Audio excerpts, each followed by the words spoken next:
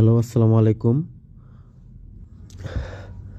তো আজকে আমি ঘুরতে গিয়েছিলাম আমার ওয়াইফের সাথে উত্তরা দিয়াবাড়িতে। তো এটাই আজকে শেয়ার করব সবার সাথে। তো আমাদের বাসা থেকে 300 ফিট রুট অনেক কাছে, তো ওই জন্য আমরা উঠে গেলাম বাসে। এখন যাব হলো উত্তরা খালপার, ওইখান থেকে যাব দিয়াবাড়ি। এই যে আমরা দিয়াবাড়ির খালপার চলে আসলাম।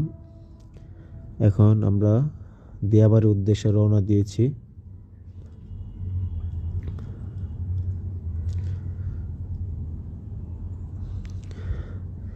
তো রিক্সায় উঠে এখন আমরা দিয়াবাড়ির উদ্দেশ্যে যাচ্ছি।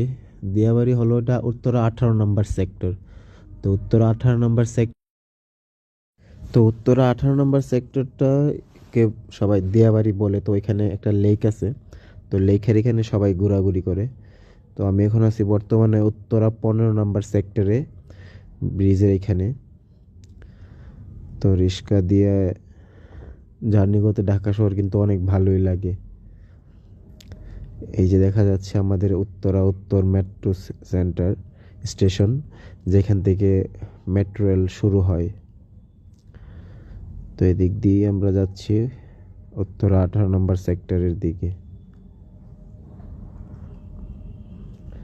এখানের ভিউগুলো কিন্তু অনেক সুন্দর, একদম মানে কি বলবো, ফ্লাইওভার সব দিকে দেখতে ভালোই লাগে।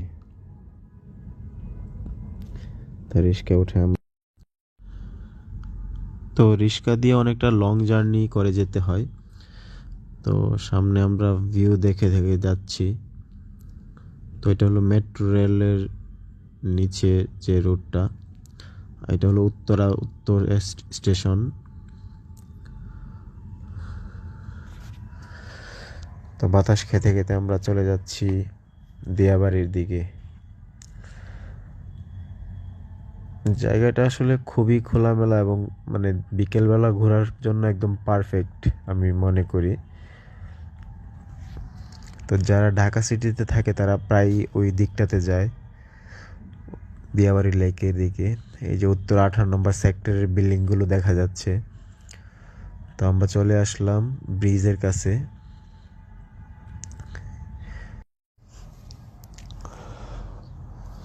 তো লেকের কাছে চলে আসলাম এখন। এটাই হলো উত্তর 18 নম্বর সেক্টরের ব্রিজটা। এখন আমরা আগে ঢুকবো হলো উত্তর 18 নম্বর সেক্টরের ভিতরে।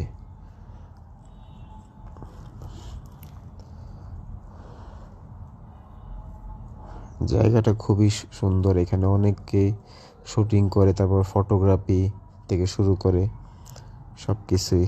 এই যে এখানে ছোট ছোট বাচ্চারা স্কেটিং করতেছে, এরা এই এলাকাতে থাকে। তো যেতে যেতে প্রায় সন্ধ্যা হয়ে গেছে। সন্ধ্যা এখানে কিছু মুহূর্ত কাটালাম। তো তারপর চলে আসলাম ব্রিজের লেকটার কাছে।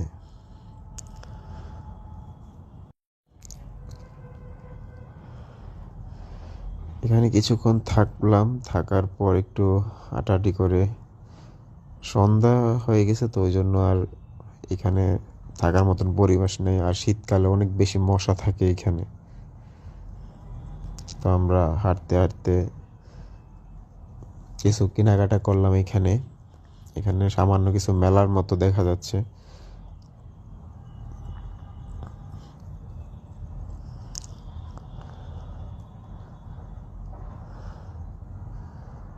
তো আমরা এখন আবার চলে আসলাম উত্তরা উত্তর সেন্টারে। আমরা মিরপুর 10-এর উদ্দেশ্যে রওনা দিব, মিরপুর 10 হোপ মার্কেটের দিকে।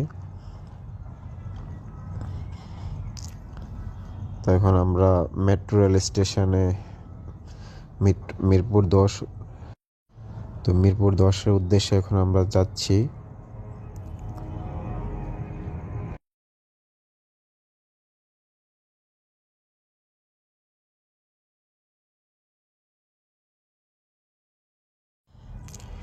মেট্রো রেলের সিঁড়ি এত লম্বা যে কোনো অসুস্থ মানুষ সহজে উঠতেই পারবে না। অবশ্য এখানে লিফটের ব্যবস্থা আছে, অপর সাইডে লিফট আছে, লিফটের সিঁড়িও আছে। এই যে এখন আমরা টিকিট কাউন্টারের দিকে রওনা দিব। তো টিকিট কাউন্টার গিয়ে দেখি যে অনেক ভিড়। টিকিট কাউন্টারে কিন্তু মোটামুটি ভালোই ভিড় থাকে। তো আমি আমার ওয়াইফকে নিয়ে, আমার যেহেতু আবার এমআরটি পাস আছে, তো আমি সহজেই ঢুকতে পারি। তো আমার ওয়াইফের জন্য টিকিট কেটে তারপরে আমি উঠতে হয়েছে। তো আমরা এখন মেট্রো রেল, তো মেট্রো রেলের স্টেশনটা হলো 3 তলার উপরে। তো চলে আসলাম। অপর সাইডে একটা মেট্রো রেল দাঁড়িয়ে আছে, সেটা এখন উত্তর দিকে যাবে। আর আমরা যাব হলো মিরপুর 10-এর দিকে। তো ট্রেন চলে আসছে এখন।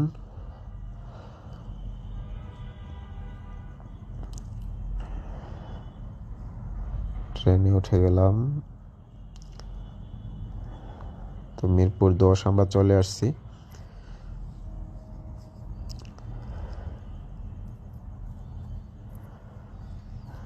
এখন যাব হলো মিরপুর 10 হোপ মার্কেটে। হোপ মার্কেটে অনেক কাপড় টাপড় থেকে শুরু করে অনেক কম দামে অনেক কিছুই পাওয়া যায় এখানে। তো মিরপুর 10-এর হোপ মার্কেটে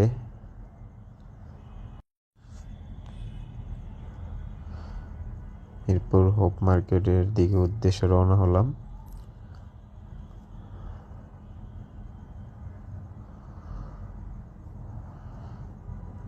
তারপর আমরা শপিং শেষে এখন প্রায় বাসার উদ্দেশ্যে রওনা দিচ্ছি।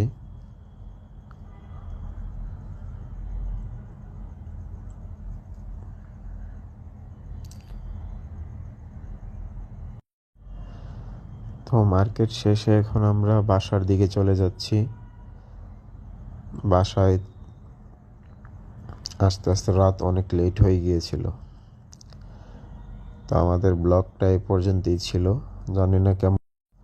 অসংখ্য ধন্যবাদ আমার লাইভটি ব্লগ